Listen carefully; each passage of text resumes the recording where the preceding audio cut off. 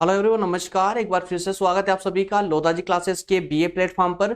BA third year के सभी छात्रों से मैं माफी चाहता हूं दोस्तों कि बहुत समय से क्लासेस हमारी होल्ड की हुई थी। थर्ड ईयर का भी सिलेबस हमने कंप्लीट नहीं किया है।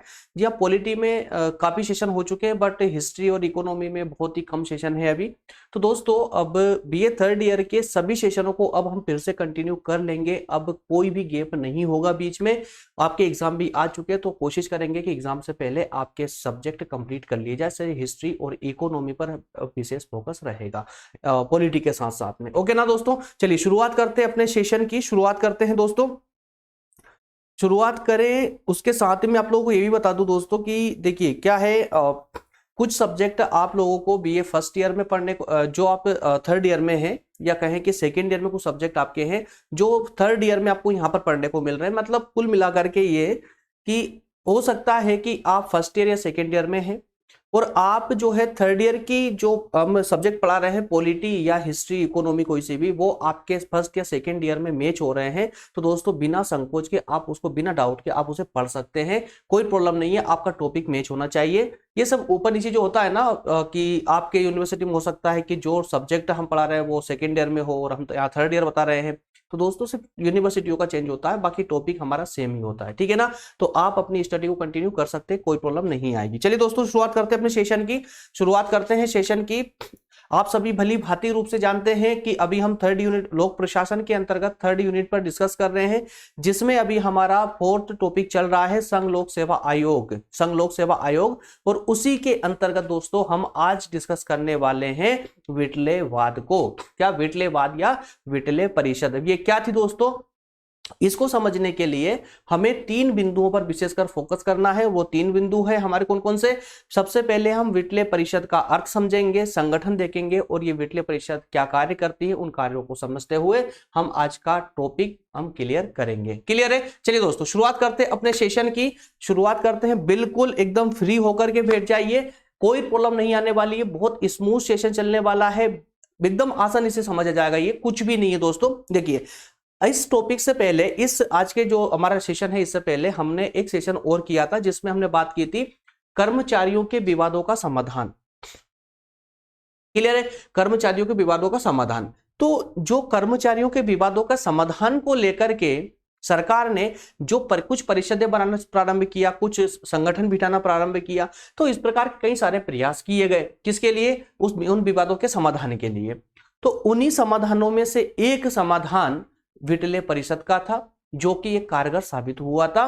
ठीक है? तो वही एक परिषद बनाई गई थी जो कर्मचारी और जो संगठन था या प्रशासन कहें हम, कि कर्मचारी और प्रशासन के बीच में जो विवाद होते थे, उन विवादों को सुलझाने के लिए कुछ परिषदें बनाई गई थी। उन परिषदों में से एक प्रमुख परिषद थी विटले परिषद। ठीक है ना? तो इसका मेन काम क्या था दोस्तों? कि कर्मचारी और प्रशासन के बीच में, या कर्मचारी और राज्य के बीच में, या कर्मचारी और पदाधिकारियों के बीच में जो विवाद उत्पन्न होते थे, उन विवादों का समाधान निकालना।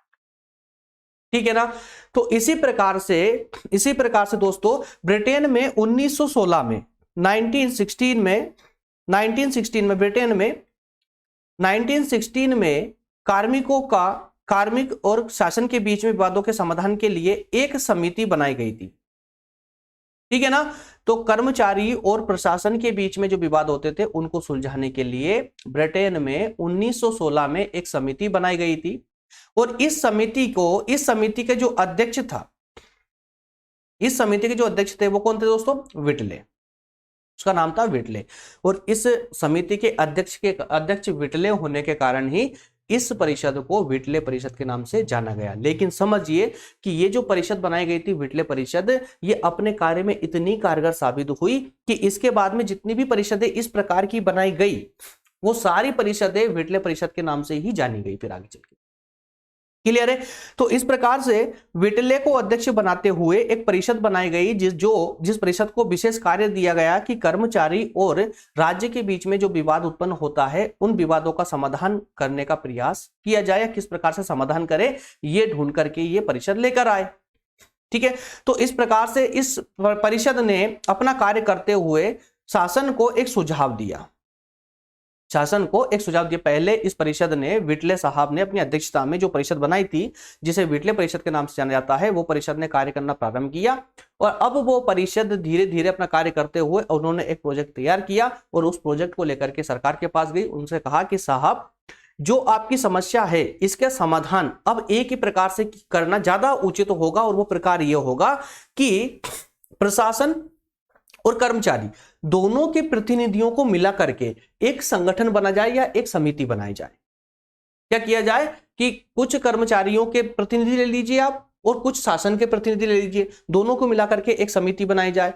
जब भी कोई ऐसा विवाद उत्पन्न हो या जब भी कोई कर्मचारियों की हित की बात हो या शासन के हित की बात हो या किसी भी प्रकार से जहां लगता है कि यहां पर जो है विवाद उत्पन्न हो सकता है, तो उस स्थिति में फिर वही समिति जो बनाई जा रही है वो समिति डिस्कस करेगी। क्लियर है? तो यही सुझाव विटले साहब ने दिया, विटले परिषद ने दिया। क्या दिया कि दोनों पक्ष, कौन कौन से पक्ष दोस्तों? कार्मिक अर्थात कर्मचारी और शासन, इनके प्रतिनिधियों को मिला करके एक परिषद बनाई जानी चाहिए जो विवादों का समाधान करे। क्लियर है? तो इनके सुझाव के बाद से ही, उन समय से ही जो समितियां इस प्रकार की गठित हुई वो विटले परिषद के नाम से जानी गई। क्लियर है? डॉक्टर नागपाल साहब ने कहा है, डॉक्टर नागपाल ने इसको विटले परिषद को परिभाषित करते हुए कहा है कि वह संस्था जो परस्पर वार्ता द्वारा कार्मिकों की समस्या का समाधान करती है उसका नाम विटले परिषद है। अब देखिए, नागपाल साहब ने इस मैटर को बहुत ज्यादा उछाल दिया।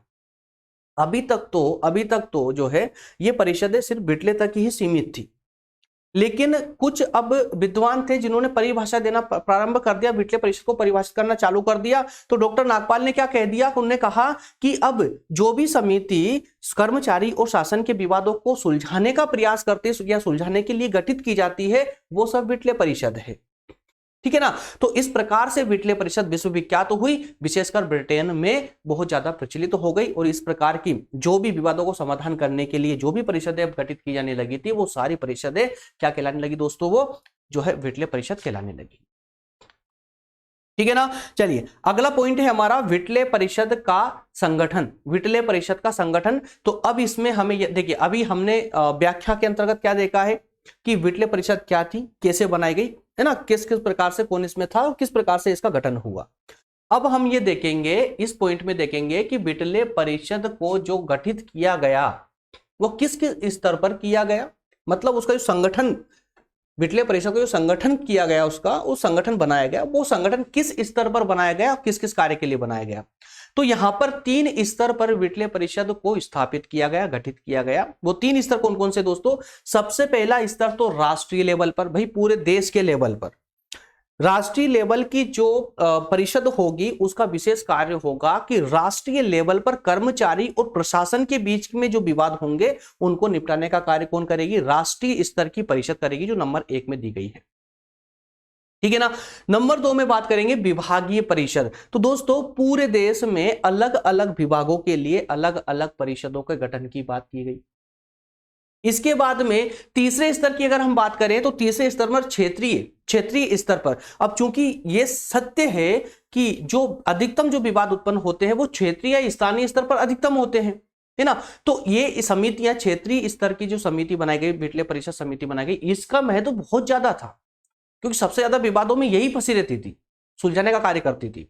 क्लियर है? चलिए, तो इन तीनों को बीच में थोड़ा सा डिटेल में एक बार देख लेते हैं, जिससे कि आप एग्जाम में लिखेंगे क्या। समझ तो लिया आपने, लेकिन अब लिखेंगे क्या?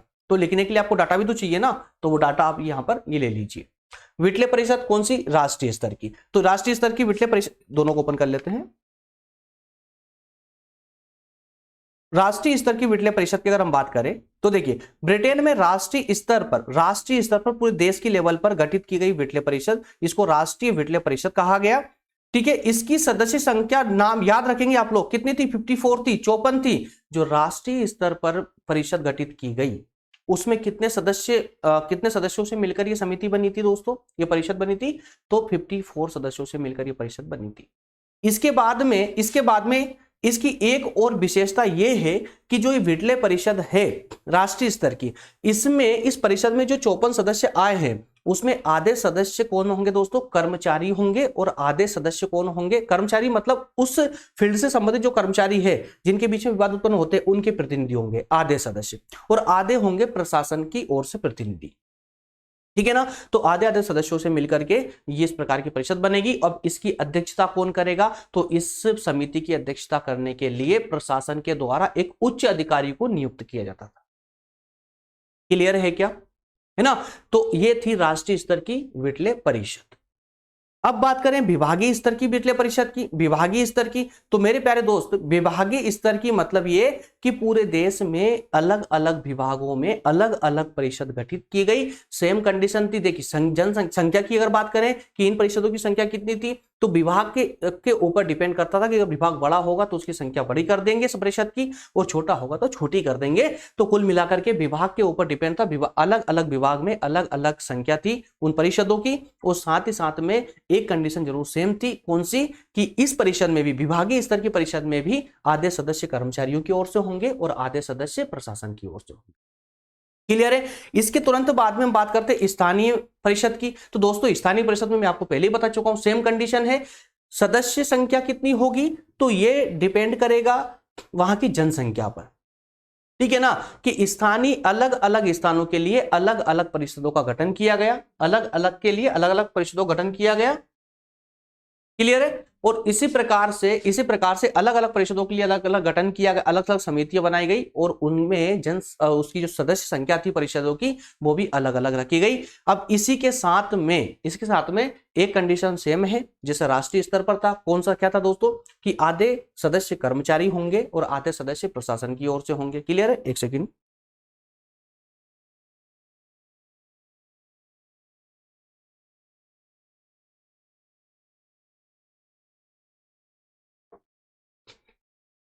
चलिए क्लियर है यहां तक। तो तीनों स्तर समझ आ गए आप लोगों को, राष्ट्रीय स्तर, विभागीय स्तर और स्थानीय स्तर। ठीक है ना। तो अब ये दोस्तों आपके सामने पीडीएफ है, डिस्क्रिप्शन में लिंक मिल जाएगी। और हाँ, अभी मेरे पास कमेंट आया था कि सर एक पीडीएफ कैसे डाउनलोड करें, उसके लिए एक शॉर्ट वीडियो बना दे। तो यार वैसे तो बनाने की जरूरत नहीं है, बट ठीक है, अगर आप लोग बोल रहे हैं तो कर देंगे। उसके लिए भी आज या कल मैं आपको एक वीडियो में अपलोड कर दूंगा, छोटा सा 2-5 मिनट का बना करके, जिससे कि आपको ये समझ आए कि पीडीएफ कैसे डाउनलोड करना है, लेक्चर कैसे देखना है, कहाँ से क्या होगा, पूरा मैं समझाते हुए एक अच्छे से वीडियो क्रिएट कर दूंगा। ठीक है ना। चलिए, तो अब इसके बाद में दोस्तों लास्ट बात करते हैं। लास्ट पॉइंट है हमारा कार्य की, कि जो ये परिषदें हैं ये तो हमने समझ लिया कि कैसे बनी है और किस किस स्तर पर बनी है, ये भी समझ आ गया। लेकिन अभी तक ये पल्ले नहीं पड़ा कि ये काम क्या करती है, ये परिषदें काम क्या करती है। एक शब्द में, एक लाइन में तो समझ आ गया कि कर्मचारी और प्रशासन के बीच में जो विवाद होते हैं उनको सोल्व करती है, ये तो ठीक है। लेकिन किस किस प्रकार से सोल्व करती है, तो आइए दोस्तों उसके लिए भी हम कुछ पॉइंट लेकर आए हैं आप लोगों के लिए। जैसे कि सबसे पहला काम जो करती है, ये क्या करती है, नियम, रूल्स एंड रेगुलेशन।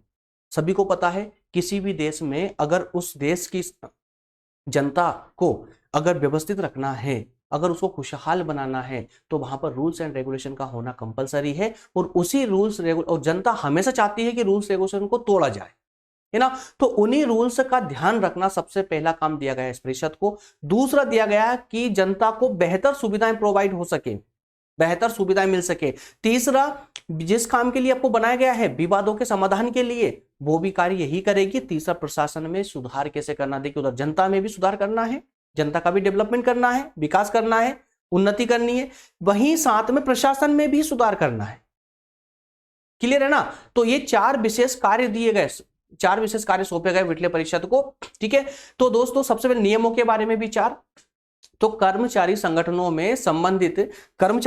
से संबंधित जो सेवा शर्तें हैं, भर्ती है, पदोन्नति है, परीक्षण, जितने भी कर्मचारियों से संबंधित जो कार्य हैं उनको लेकर के जो नियम है, उन नियमों का विकास करना, उनको क्रिएट करना, बनाना, ये सारे कार्य जो है मतलब एक मैनेज करना, ये सारे कार्य वित्तीय परिषद को ही दिए गए, सौंपे गए। उसके बाद बेहतर सेवाओं का प्रयास करना। तो वित्तीय परिषद इस संबंध में विचार करती है कि लोक सेवाओं को किस प्रकार बेहतर बनाया जा सकता है और जनता को कैसे सुविधाएं दी जा सकती हैं।